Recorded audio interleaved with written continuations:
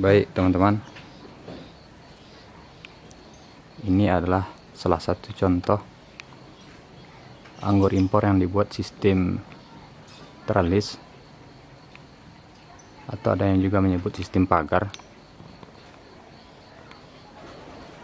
Jadi di sini teman-teman dibuat rencananya 6 tunas tersier dengan memakai pot ukuran 8, kalau di sini orang nyebutnya.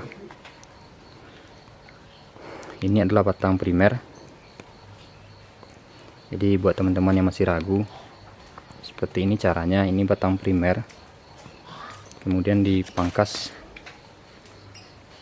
di sekitar 1 meter. Setelah tumbuh tunas, dibagi tunasnya teman-teman, satu ke kiri dan satu ke kanan. Nah, inilah dinamakan dengan tunas sekunder atau batang sekunder. Ada juga yang menyebut ini cabang sekunder, entah yang mana gampang diingat teman-teman. Kemudian di batang primer ini ditumbuhkan lagi tunas. Dan ini ada dua cara juga. Cara yang paling cepat, kita memakai tunas air. Nah, ini pakai tunas air. Inilah yang disebut dengan cabang tersier. Nanti target pembuahannya di sini teman-teman, di cabang tersier ini. Ini kenapa cabang tersiernya tidak rata? Karena 1 bulan yang lewat kami melakukan penyemprotan dengan dosis tinggi fungisidanya, karena waktu itu serangan jamur sangat parah. Jadi kami lakukan penyemprotan dengan intensitas tinggi fungisida, sehingga pucuknya terjadi pengkerutan. Jadi pucuknya mengkerut sehingga tertahan pertumbuhannya teman-teman.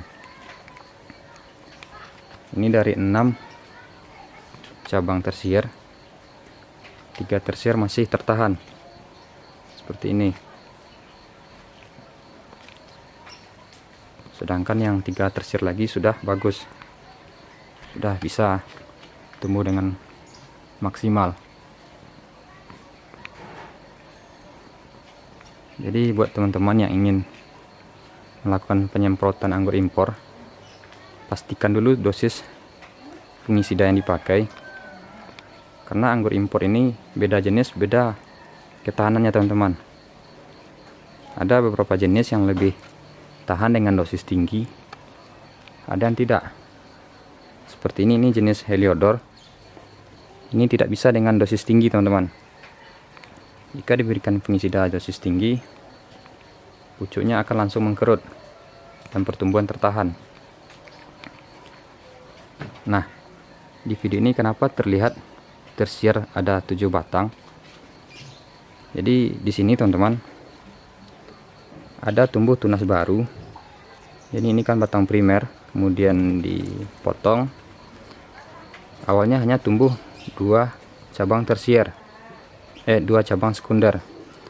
Setelah 2 cabang sekunder ini dibengkokkan atau dibelokkan dan tumbuh tersier, tumbuh lagi tunas baru di batang utama ini teman-teman.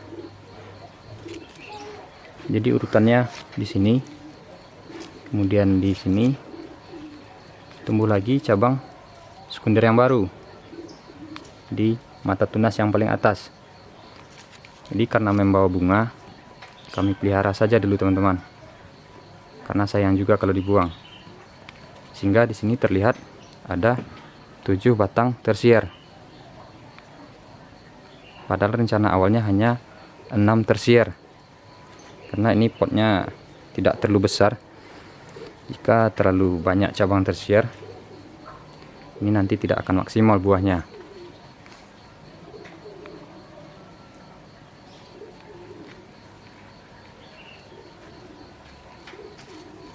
Demikian teman-teman, semoga video ini membantu buat teman-teman yang masih ragu tentang cara mengatur percabangan anggur. Sebenarnya teman-teman, jika lahannya sempit, Tidak harus seperti ini teman-teman, tidak harus batang primer, sekunder, tersier. Menurut pengalaman kami, di batang primer pun anggur bisa berbuah, namun memang tidak maksimal hasilnya. Jika di batang primer kita hanya akan mendapatkan 1 atau 2 dompol. Memang ada beberapa kasus kita bisa mendapatkan 6 dompol buah, tapi itu sangat jarang teman-teman, hanya jenis-jenis tertentu yang bisa. Nah, dengan kita mengatur batang primer, sekunder, tersier ini, kita lebih gampang melakukan pembuahan dan cabangnya pun teratur, sehingga lebih gampang dalam melakukan perawatan.